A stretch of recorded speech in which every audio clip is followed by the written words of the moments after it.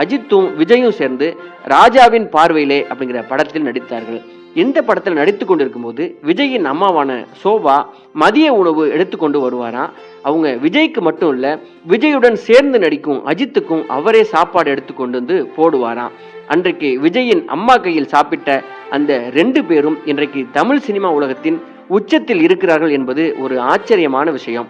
1996ஆம் ஆண்டு கல்லூரி வாசல் என்ற படத்துல பாலிவுட் நடிகை பூஜா பட்டுடன் சேர்ந்து அவர் நடித்த போது அஜித்தின் ஸ்டைல், அவருடைய ட்ரெஸ்ஸிங் சென்ஸ், நடிக்கும் முறை இவையெல்லாம் பூஜா பட்டுக்கு ரொம்ப பிடித்து போனதால அவர் அஜித்தை ஹிந்திக்கு வருமாறு அழைத்திருக்கிறார். ஆனால் அஜித் எனக்கு தமிழே போதும், ஹிந்தி மீது இஷ்டமில்லை என்று ரொம்ப அன்பாக மறுத்திருக்கிறார். 1996ஆம் ஆண்டு வரைக்கும் பைக்கில் சென்று கொண்டிருந்த அஜித் அதன் பிறகு மைனர் மாப்பிள்ளை அப்படிங்கிற படத்தில் நடித்த போதுதான் சொந்தமாக மாருதி 800 காரை வாங்கி அதுல பயணிக்க தொடங்கினார்.